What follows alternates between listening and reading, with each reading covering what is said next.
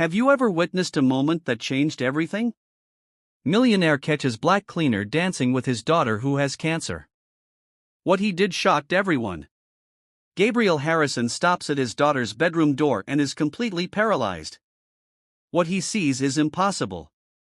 His daughter Sophia, only 7 years old, is laughing. For the first time in 6 months since she began chemotherapy, the girl is truly laughing. A black woman in a blue uniform spins delicately around the room, making funny voices and exaggerated faces. And now the brave princess is going to fly through the galaxy of magical flowers, says Lucia Santos, turning the duster into a magic wand. Whoosh! There she goes, saving all the sick unicorns. Can this simple act of kindness transform a family forever? Sophia claps weakly, but she is clapping. His eyes, which for months had reflected only pain and exhaustion, shine with a joy Gabriel had forgotten existed. The girl moves her little arms, trying to imitate the cleaning lady's gestures, her colorful headscarf swaying to the rhythm of the game. Tears come without warning to Gabriel's eyes. 2 thick tears roll down the billionaire businessman's face. It's a miracle. It's impossible, but it's happening right there in front of him. The emotion is so overwhelming that Gabriel drops his briefcase on the floor. The noise echoes down the hallway. The magic is broken in an instant. Sophia stops laughing, curls up on the bed, and returns to being the apathetic child Gabriel knows. It's as if someone has turned off a light. Lucia turns quickly, nervously smoothing her uniform. I'm sorry, Mr. Harrison.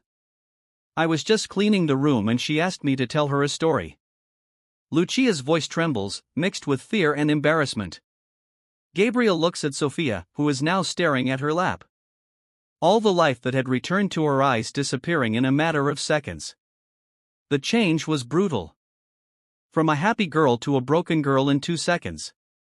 No need to apologize, Gabriel manages to say, still processing what he has just witnessed. I hadn't seen her laugh like that since she got sick. There's something different about the way Lucia treats Sophia. She doesn't look at the child with pity. She doesn't treat her like a poor little thing. She treats her like a normal child who happens to be going through a difficult time. She's very special, Mr. Harrison. She has a beautiful imagination. Lucia speaks softly as if sharing a secret. Sophia told me that when she grows up, she wants to be a planet explorer. Gabriel feels a twinge in his chest. When was the last time he talked to his daughter about dreams? When did he stop believing she had a future to dream about? That's when a cold voice echoes down the hallway. Gabriel, what's going on here? Victoria Harrison, his wife, appears at the door with that expression he knows so well, total disapproval. The employee was playing with Sophia. Gabriel hesitates, not wanting to turn this magical moment into a problem. Victoria looks at Lucia with disdain. I'm sure. I hope you understand what your job is here. You weren't hired to be a babysitter. Lucia lowers her head. Of course, Mrs. Harrison, it won't happen again. But Gabriel sees something in Lucia's eyes that intrigues him. She's not going to stop taking care of Sophia. And for the first time in months, he's not sure he wants her to. Will prejudice destroy this newfound hope? While Victoria makes excuses to dismiss the cleaning lady early, Gabriel watches his daughter, who has reverted to being a broken doll. But now he knows that beneath that apathy, there is still a living child. And someone has managed to find her. If you're enjoying this story of love and prejudice, don't forget to subscribe to Black Voices, because what's coming next will show you how far a mother will go to protect her privileges, even if it means destroying the only person who managed to bring hope back to her home. In the days that follow, Victoria Harrison turns Lucia's life into a calculated and silent hell. It starts with seemingly innocent little humiliations in front of Gabriel. Lucia, could you wear gloves when you clean? We don't want germs spreading to Sophia, do we? Victoria speaks loudly enough for Gabriel to hear from the next room. A child with low immunity needs special care. The insinuation is crystal clear. Victoria is planting the idea that Lucia is dirty, dangerous to her sick daughter. Gabriel frowns, uncomfortable, but says nothing. On the second day, Victoria escalates her cruelty. Gabriel, dear, maybe we should hire a professional cleaning service. Sophia has been so sensitive lately. She pauses strategically. Ever since certain people started spending too much time with her. Lucia hears everything from the hallway. Her fists clench involuntarily, but she continues cleaning. Gabriel notices the tension, but Victoria has already planted the seed of doubt. Victoria, Lucia was just being kind to our daughter. Kind? Victoria laughs dismissively. Gabriel, don't you see? This woman is taking advantage of our situation. A sick child, a desperate father. It's the perfect scenario for someone trying to infiltrate a family. The words cut Lucia like razors. She stops cleaning for a second, taking a deep breath. Gabriel notices her reaction and feels something strange in his chest. Guilt, perhaps. That's when Lucia decides to break the silence. Excuse me, Mrs. Harrison. May I speak? Victoria turns with that icy smile. Of course, Lucia, what do you have to say? I have a degree in hospital education. I worked at St. Vincent's Children's Hospital for 3 years before coming here. Lucia's voice is calm but firm.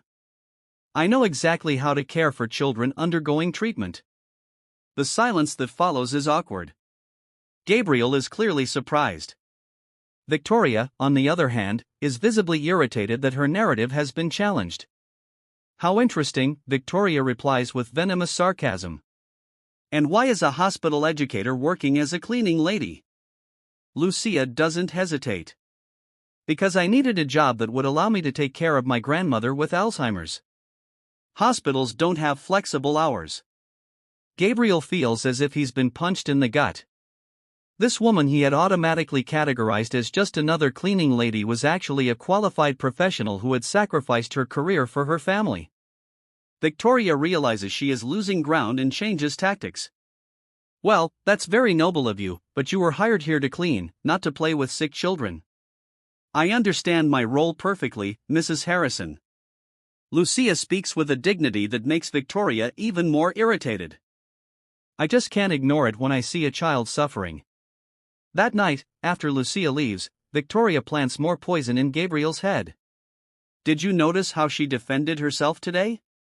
Very cocky for a maid, don't you think? Gabriel remains silent, processing. On the one hand, Victoria is right. Lucia has a different attitude than most of the employees who have worked in the house. On the other hand, maybe that's exactly what Sophia needs. The next day, Victoria intercepts Lucia in the garage before she enters the house. We need to have a little chat. The tone is not an invitation. It's an order. Look here, dear, Victoria says quietly. But the venom is clear in her voice. I know exactly what you're trying to do. Win the trust of the sick child. Impress the rich, desperate father. It's a plan as old as the world. Lucia looks Victoria straight in the eye. You're wrong. Am I? Victoria laughs coldly. Then explain to me why a college-educated woman accepts a job as a housekeeper in a home with a vulnerable child and an emotionally single father. First, Mr. Harrison is not single. Second, I need to work to support my family. And third, Lucia pauses significantly. I never abandon a child who needs help. Victoria senses something dangerous in those words. There is a strength in Lucia she didn't expect to find. Let me make this very clear to you, Victoria whispers, moving closer. If you try to meddle in our family, if you try to influence my husband or my daughter, I will destroy you. I know exactly how to destroy women like you. Lucia doesn't back down an inch. Women like me, opportunists, users, women who use sick children to get what they want. What Victoria doesn't know is that Lucia is recording the entire conversation on her cell phone. She learned long ago that people like Victoria always reveal themselves when they think they're in control. When she enters the house, Lucia goes straight to Sophia's room. The girl is listless, apathetic, all the joy of the previous day completely gone. Hi, princess. How are you today? Sophia looks at her with sad eyes. My mother said you can't play with me anymore. She said playing is bad for sick children. Lucia feels her heart tighten. Victoria is using her own child as a weapon in psychological warfare. And what do you think about that? Lucia asks gently. I liked it when you played with me.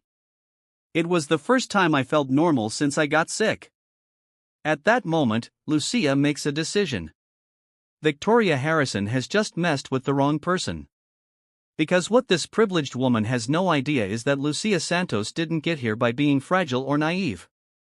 She survived poverty, managed to graduate by working during the day and studying at night, took care of her sick grandmother all by herself, and still kept her dignity intact. An arrogant socialite is not going to be the biggest challenge of her life. While Victoria believes she is in control of the situation, Lucia is already 3 steps ahead, planning something that will show this entire family who really cares about Sophia's well-being. And when the truth comes out, Gabriel Harrison will discover that he completely misjudged who he should protect and who he should distrust. Because sometimes the person who seems most dangerous is exactly the one who was willing to sacrifice everything to save an innocent child. And Victoria is about to discover that underestimating Lucia Santos was the biggest mistake of her privileged life. Lucia Santos didn't get there by being naive. Throughout her life, she learned that people like Victoria Harrison always make the same mistake. They believe that their social status makes them untouchable.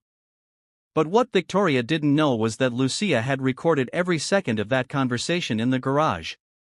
That same night, Lucia calls Dr. Roberto Mendez, a labor rights lawyer she met during her years at the Children's Hospital. Roberto, I need some advice. I have a boss who is creating a hostile work environment based on racial prejudice. Lucia, wow, it's been a while. Tell me the details. The lawyer's voice is serious when she plays the recording of Victoria's threat. This is pure gold in legal terms.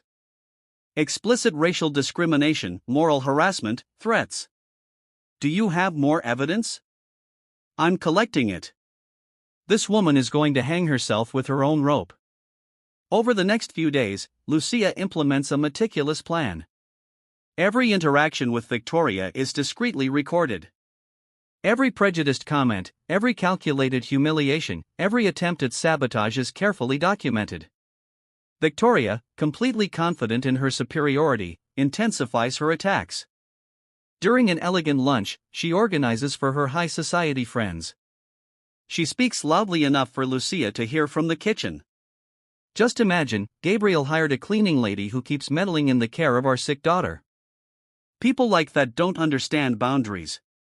You know, her friends laugh quietly, completely unaware that every word is being recorded by the cell phone Lucia strategically placed on the coffee tray.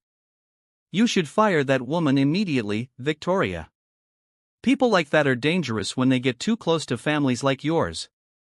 Exactly. They see a sick child and a worried husband as an opportunity. It's instinct, right? They can't help it. Gabriel arrives home right in the middle of this conversation. Lucia watches through the reflection in the glass cabinet as his face contorts in disgust at hearing those words. It's the first crack in the perfect facade Victoria has built. Meanwhile, Lucia has discovered something interesting about the perfect Victoria Harrison.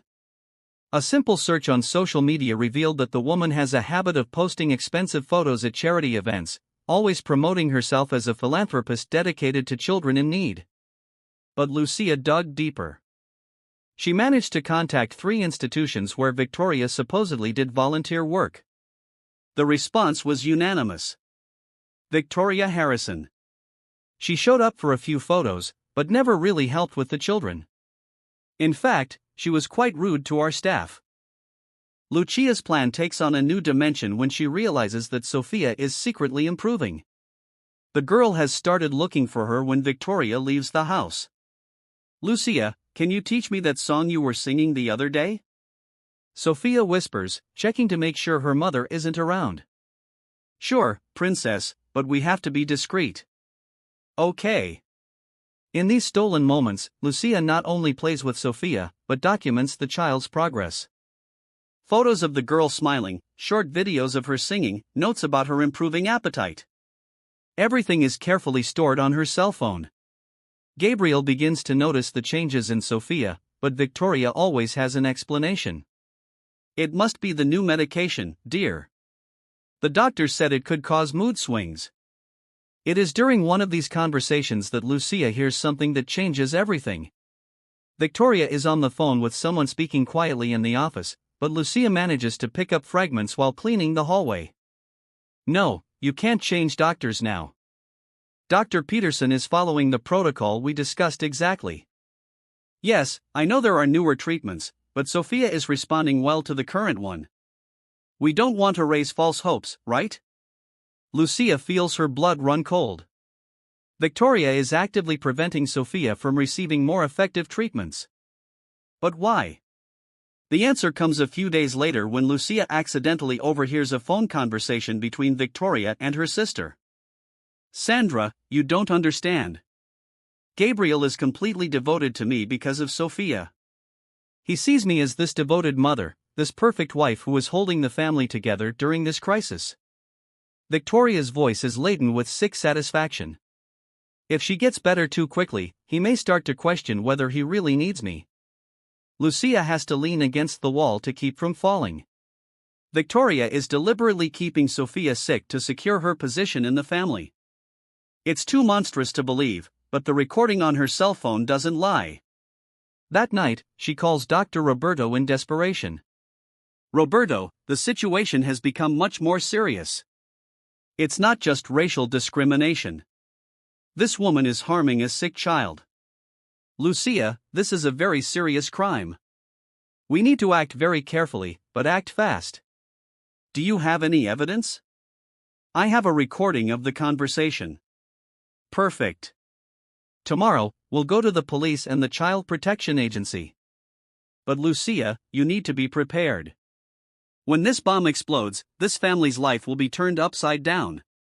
Lucia looks out the window of her small apartment, thinking about the 7-year-old girl who had finally found a reason to smile.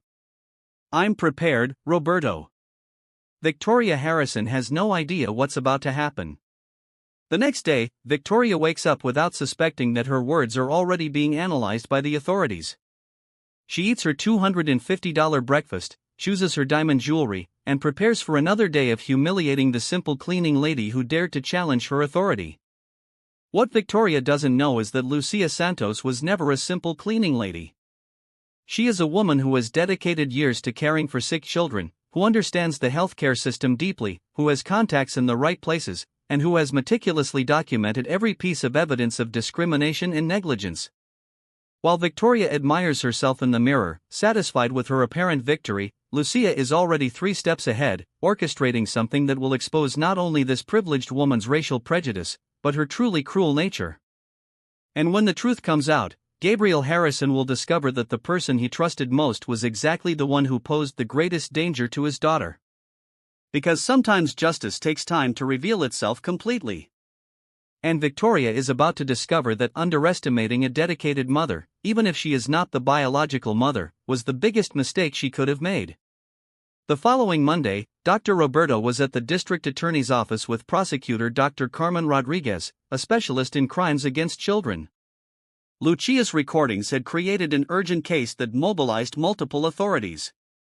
This woman is not only committing medical negligence against her own stepdaughter, but also moral harassment based on racial discrimination, explained the prosecutor as she reviewed the evidence. We're going to act today. Meanwhile, Victoria woke up unsuspecting, planning another day of psychological torture against Lucia.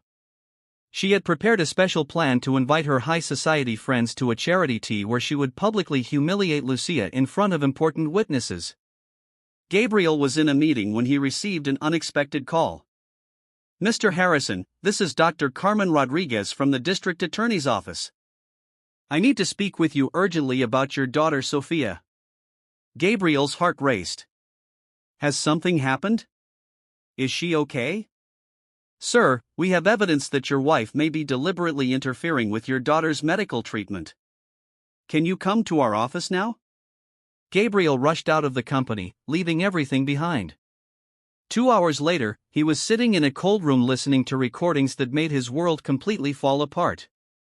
Victoria's voice echoed through the speakers. If she gets better too quickly, Gabriel may start to question whether he really needs me.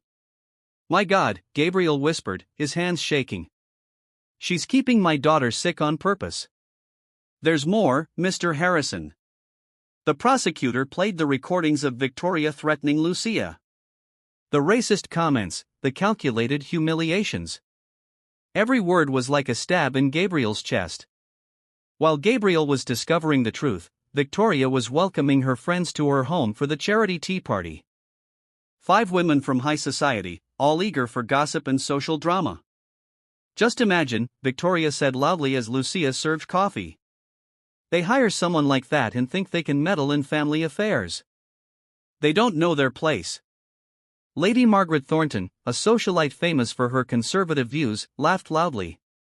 Victoria, you're too generous. I would have fired her on the first day of insubordination. I'm just being educational. Victoria smiled cruelly. Some people need to learn the hard way that there are natural hierarchies in society. Lucia continued serving in silence, but her cell phone vibrated insistently in her pocket. Messages from Dr. Roberto. It's happening now. The police are on their way. At 3 o'clock sharp, the doorbell rang. Victoria frowned. She wasn't expecting anyone else. When she opened the door, she found 2 police officers, the prosecutor, Dr. Carmen Rodriguez, and Gabriel, with an expression she had never seen before. Victoria Harrison? Asked one of the police officers. Yes, that's me.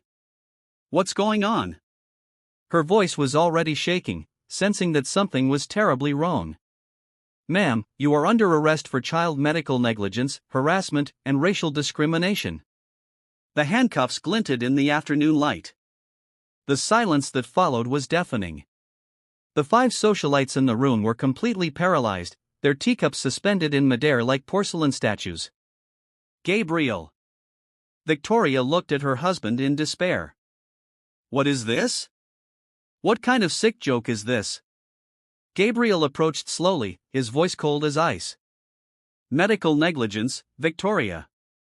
You were preventing our daughter from receiving proper treatment to maintain your control over me. This is crazy.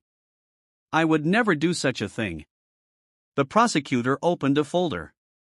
We have recordings, Mrs. Harrison. Your own voice confessing that you keep the child sick to ensure your husband's devotion. Lady Margaret dropped her teacup on the floor. The sound of shattering porcelain echoed through the room like a gunshot. And there's more, Gabriel continued, his anger growing. The recordings show you humiliating and threatening Lucia out of pure racial prejudice. A woman who is a trained hospital teacher and who is helping our daughter get better. Victoria looked around the room seeking support from her friends. What she found were faces of horror and disgust. These same women who minutes ago had laughed at her racist comments now looked at her as if she were a stranger. Victoria whispered Lady Margaret. You are harming a sick child. Your own stepdaughter. No, you don't understand. I was only protecting my family. Protecting? Gabriel exploded. You were slowly killing my daughter to maintain your status as a devoted wife. At that moment, Lucia appeared at the door of the room. All the socialites turned to her, their expressions changing completely. She was no longer the simple cleaning lady they had despised. She was the brave woman who had saved an innocent child. Lucia. Gabriel approached her, his voice broken with emotion. Forgive me. Please forgive me for not seeing who you really are. Lucia looked at Victoria being handcuffed and then at Gabriel. I didn't do it for forgiveness, Mr. Harrison. I did it because no child deserves to suffer at the hands of those who should protect them. Lady Margaret stood up abruptly. Victoria, you got us involved in this. You made us accomplices to racial prejudice against a woman who was saving a child. Margaret, you made comments, too. You all did. Victoria shouted in desperation.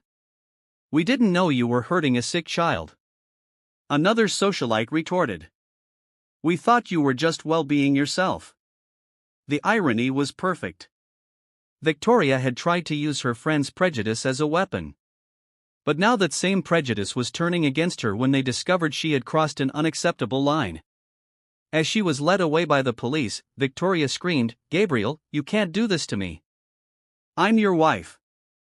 I'm Sophia's mother." "You were never her mother," Gabriel replied coldly. "Mothers protect their children. You were killing her." After Victoria was taken away, Gabriel rushed up to Sophia's room. The girl was awake, her eyes shining with curiosity about all the commotion in the house. "Daddy, why was Mommy Victoria screaming?" Gabriel knelt down beside his daughter's bed. "Sophia, would you like to have a new doctor? One who can help you get better faster." The girl's eyes lit up. "And will Lucia still play with me?" Gabriel looked at Lucia, who was standing in the doorway watching. "If she wants to, she can play with you forever." Lucia smiled, tears in her eyes. "Forever, princess." 3 hours later, Gabriel was at the hospital with Sophia, consulting with Dr. Amanda Peterson, a renowned pediatric oncologist whom Victoria had deliberately avoided. The doctor reviewed the tests with growing concern. "Mr. Harrison, with the current protocol your daughter is following, the treatment will take 2 years and is only 60% effective," Dr. Peterson explained. "But we have a new immunotherapy that can reduce that to 6 months with a 95% success rate." Gabriel felt anger burn in his chest. Why didn't the previous doctor mention this? Because some professionals are overly conservative, or, she hesitated. "Perhaps someone asked you to keep the treatment longer." That evening, news of the Victoria Harrison case was in all the local newspapers. "Socialite arrested for medical negligence against stepdaughter with cancer" was the headline. The 5 friends who had been at the tea party had already given interviews completely distancing themselves from Victoria. Lady Margaret Thornton in particular made a devastating statement. "I am shocked and disgusted. We thought we were dealing with normal domestic issues. We had no idea that a sick child was being harmed. Victoria Harrison has completely deceived us." Gabriel looked at Lucia, who was helping Sophia with dinner. The girl had eaten a full meal for the first time in months. "Lucia, I need to ask you an important question," Gabriel said. "Would you accept to be Sophia's official governess and caregiver with a decent salary, full health insurance, and all the respect you deserve?" Lucia smiled. "I accept, but on one condition." "What is it that you understand that I'm not doing this for the money?" "I'm doing it because this girl deserves all the love in the world." Gabriel nodded, moved. For the first time in months, his house was a home again. And the woman who had saved his daughter was not who he expected. She was someone much better than he could ever have imagined. While Victoria spent her first night in prison, reflecting on how her prejudice and cruelty had destroyed everything she claimed to value, Sophia fell asleep peacefully in Lucia's lap, dreaming of distant planets and magical adventures. Justice had triumphed, but more importantly, an innocent child finally had the chance to live the childhood she deserved, protected by those who truly cared about her well-being. 6 months later, Sophia was in complete remission. The new treatment with Dr. Peterson had worked like a miracle. The girl was running around the garden again, her hair growing back in golden curls, laughing loudly as Lucia pushed her on the swing Gabriel had installed. Victoria was sentenced to 3 years in prison for child medical negligence and moral harassment. Her former socialite friends abandoned her completely.